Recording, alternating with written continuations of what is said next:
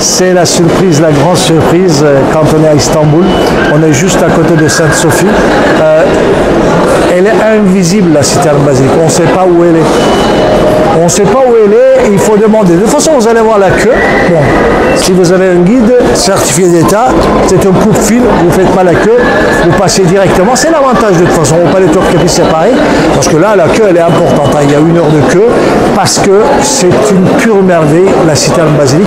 C'est une citerne qui a été construite par Justinien au VIe siècle, où on trouve 336 colonnes, avec une capacité de 80 000 mètres cubes. C'était le dépôt d'eau le plus important de la ville. Voilà, on va descendre, on descend au VIe siècle, tout d'un coup, du 20e au 6e volet.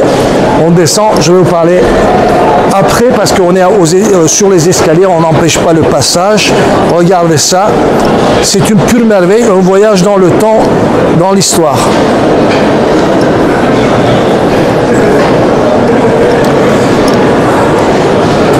Nous, on l'appelle un palais. En turc, on dit Yerebatan Sarayı.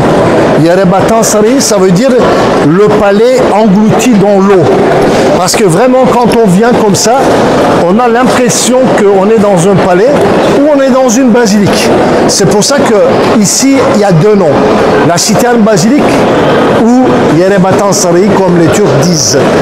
Style basilique, mais en réalité, pas de fonction de cette belle colonne, les chapiteaux et toute la voûte en briques n'ont aucune fonction de beauté. C'est seulement l'utilité, parce que c'était utile que ce soit costaud, parce que Istanbul est une ville qui est entourée par des remparts, difficile à rentrer dans la ville quand il y avait la guerre, mais on pourrait l'assiéger des mois et des mois, et les habitants de la ville, ils avaient besoin de l'eau et à manger pratiquement de temps en temps pour une année entière. Et du coup, les empereurs au VIe siècle, ils ont décidé de creuser et construire plusieurs citernes dans la ville, dont la citerne basilique au VIe, qui est la plus grande. Il y a une vingtaine de citernes pour toute la ville de Constantinople, et comme ça, la ville pourrait rester assiégée durant des mois et pourrait avoir de l'eau et à manger pendant toute cette durée sans problème. Parce que les remparts sont très costauds, très difficiles à rentrer dans la ville, et du coup, ils pourraient résister très longtemps à une attaque. Et la ville de Constantinople, à partir de 5e, 6e siècle, a subi plusieurs attaques. Les remparts étaient construits à ce moment-là, au 5e et 6e. Jamais les peuples ont réussi à franchir jusqu'aux croisés. En 1204, c'est les croisades qui sont arrivées ici. Les croisés français ont réussi à franchir les remparts. Et la deuxième fois, définitivement, c'était les Turcs. En 1453, les Méteux, avec les Ottomans, les janissaires, ont franchi les remparts, et la ville est devenue une ville, la capitale, une ville ottomane, la capitale de l'Empire. Et du coup, la citerne était abandonnée, n'avait plus d'utilité, parce que l'Empire ottoman avait les frontières jusqu'à Vienne, et le nord de la mer Noire, toute la mer Noire, et bien sûr, toute l'Anatolie et le sud de la Méditerranée. Du coup, ils n'avaient pas besoin de se protéger dans cette ville. Et la ville de Constantinople, à partir de la conquête de 1453 jusqu'à maintenant, était jamais envahie. Sauf Première Guerre mondiale, les Anglais sont venus ici, après le traité, pas pendant la guerre, et du coup, il n'y a pas eu de pillage à partir de 1453 jusqu'à maintenant. Et du coup, on garde le grand trésor et de l'Empire byzantin et de l'Empire ottoman.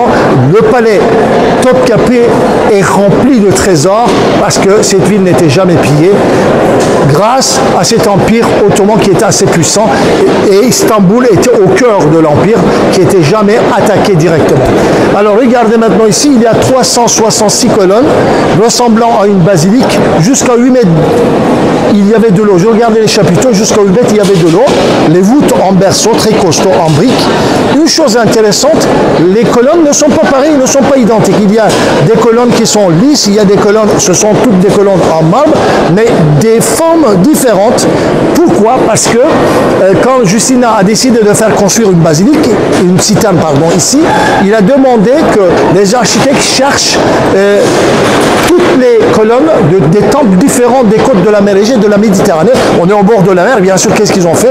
Avec les bateaux, les architectes et les ouvriers, ils sont partis chercher les colonnes du temple d'Apollon à Sidée, du temple d'Artémis à Éphèse. Ils les ont démontées, ils les ont chargées dans les bateaux, ils les ont ramenées à Istanbul pour reconstruire la ville. Et c'est pour ça que les colonnes ne sont pas identiques, elles viennent de différents temples de l'Anatolie.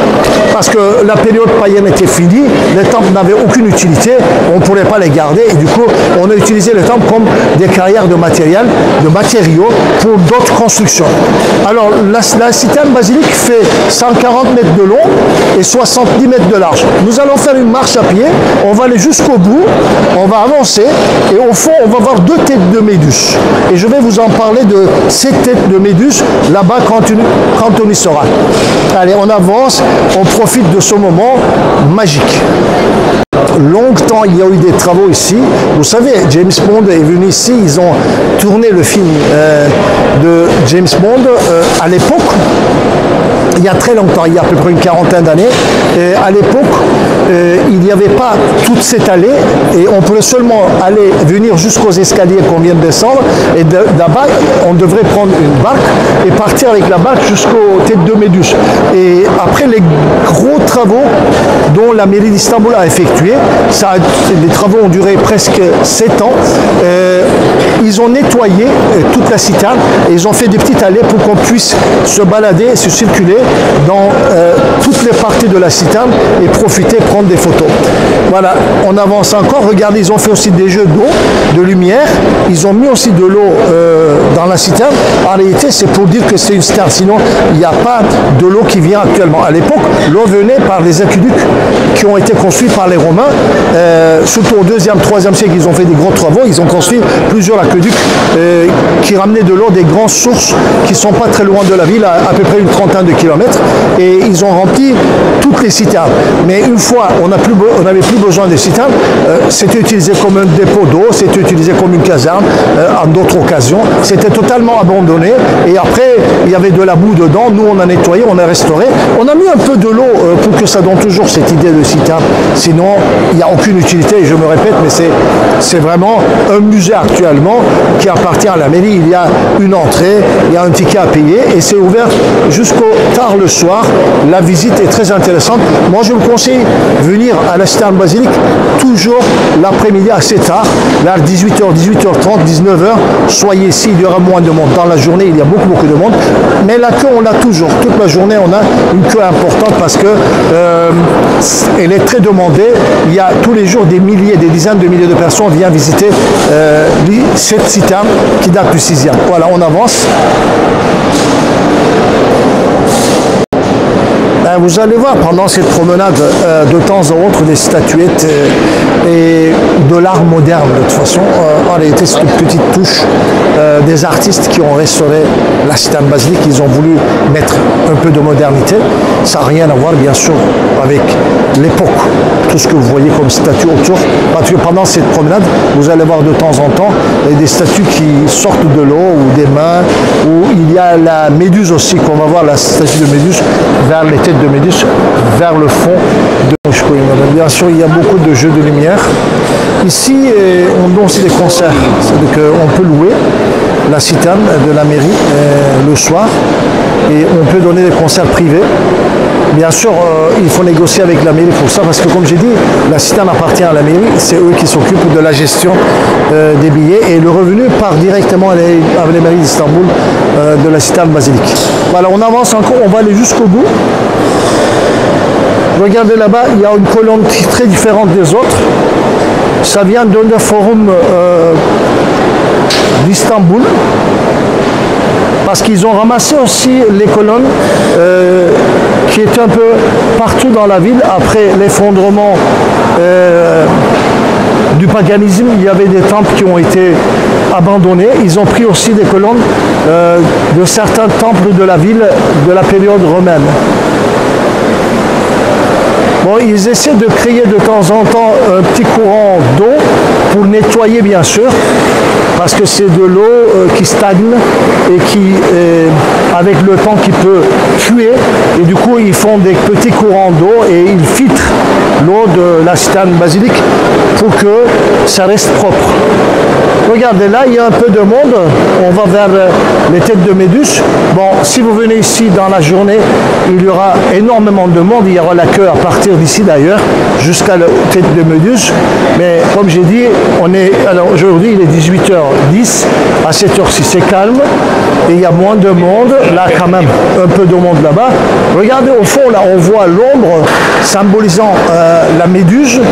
La Méduse était une très belle fille qui avait dit qu'elle était plus belle que Athéna, la déesse de la guerre, qui s'est mise en colère, qui s'est apparue à côté de cette belle fille en disant: tu te mesures à moi, toi, la mortelle. Et elle l'a transformée en une femme terrible, avec ses cheveux en serpent. On ne pourrait pas regarder dans les yeux de Méduse, ça voulait dire la mort. Alors du coup, à la période romaine, les têtes de Méduse étaient utilisées comme une protection. En réalité, on ne pourrait pas regarder, ça protégeait de malheur, comme l'œil chez les Turcs. Chez les Turcs, il y a un œil rond, bleu, et ça nous protège de malheur. C'est une protection. Et du coup, on a décoré les bibliothèques, les temples, avec les têtes de Méduse. Et les têtes de Méduse que vous allez voir ici, voilà, il y en a une ici, une deuxième de l'autre côté, vient du temple d'Apollon de Sidée, de la Méditerranée, de l'Anatolie, de l'Asie mineure, de l'Anatolie. Alors regardez, il y en a une qui est sur le côté, l'autre à l'envers, vous allez voir un peu plus loin. Souvent la question est: pourquoi la tête de Méduse est sur le côté ou à l'envers? Parce qu'eux, ils n'avaient pas besoin que ce soit à l'endroit, ils avaient besoin seulement cette hauteur-là. C'est un matériel de construction, et quand ils l'ont descendu, ils ont laissé telle qu'elle était, et du coup on la voit aujourd'hui sur le côté, l'autre à l'envers. La position n'avait aucune importance parce que jusqu'à 8 mètres de hauteur, il y avait de l'eau. On ne les voyait pas, les têtes des Méduses étaient totalement englouties dans l'eau. Une fois on a nettoyé, on les a trouvées, ça date du 2e siècle, regardez, c'est sculpté dans le marbre, on voit les têtes, la tête, les yeux et surtout les cheveux en serpent. Et du coup on a fait un petit jeu d'ombre, comme j'avais montré tout à l'heure, pour symboliser la Méduse juste derrière, avec la statue en bronze devant. Bien sûr, très bel exemple de sculpture romaine du 2e siècle, de l'âge d'or de l'Empire, de la période de Pax Romana.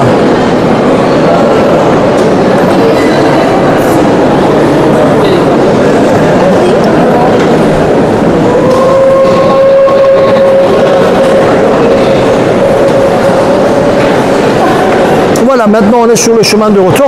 En réalité, il y a un circuit à suivre. Quand vous descendez par les escaliers, vous suivez tous les autres qui vont vous ramener jusqu'au tête de Méduse. Et là, vous êtes au fond de la citerne. Après, il y a un chemin de retour. Vous faites une petite balade jusqu'aux escaliers de sortie pour se retrouver dehors à côté de Sainte-Sophie. Comme j'ai dit, c'est un petit voyage au 6e siècle. Tout de suite, on fait un saut dans le temps du 20e au 6e siècle quand on descend à la citerne basilique, parce qu'elle est pratiquement intacte. Il y a eu un petit effondrement à un moment. Ce côté-là, on voit un mur. Et après l'effondrement, ils ont fermé une partie de la citerne. Sinon, 90% de la citerne est d'origine, date du 6e siècle, avec 366 colonnes qui ont été collectées de plusieurs différents temples de l'Asie mineure de la période romaine. Les colonnes, bien sûr, datent souvent du 2e siècle après Jésus. Les colonnes sont plus vieilles que la citerne. La citerne a été construite au 6e siècle par Justinien. On voit ici, il y a plusieurs sortes différentes de colonnes. Sur certaines, on trouve même des inscriptions en latin. Celle-là, elle est très belle. Regardez, on dirait des petits yeux. Il y a certaines commentent ça comme des larmes, certains comme des yeux. Ça vient d'une des places principales de Constantinople, cette belle colonne du 2e siècle. De temps en temps, il y aura des petites gouttes qui vont tomber sur votre tête. Ne vous inquiétez pas, ce ne sont pas les égouts, ce sont certaines infiltrations d'eau, bien sûr qu'ils n'ont pas pu totalement impérialiser, ce qu'ils n'ont pas pu totalement empêcher cette infiltration d'eau de la ville d'Istanbul. Parce qu'en haut, on pensait qu'il y a le tramway, il y a des milliers de personnes, des dizaines de milliers de personnes qui marchent, les boutiques, les restaurants. C'est inimaginable d'ailleurs, quand on est là, on se dit, voilà, on est seul, il n'y a personne, bon, aussi on ne compte pas bien sûr les gens qui visitent, on se dit, il n'y a rien au sud. Non, au sud, il y a une ville, et on parle d'Istanbul, une ville à 17 millions d'habitants, avec autant de monde et de trafic, le tramway qui est là, malgré tout ce poids des siècles, toujours les voûtes en berceau qui sont intactes, qui n'ont même pas bougé. Ça montre un peu l'architecture byzantine qui était très puissante au VIe siècle. Vous savez, on dit un mot en français, on dit c'est Byzance.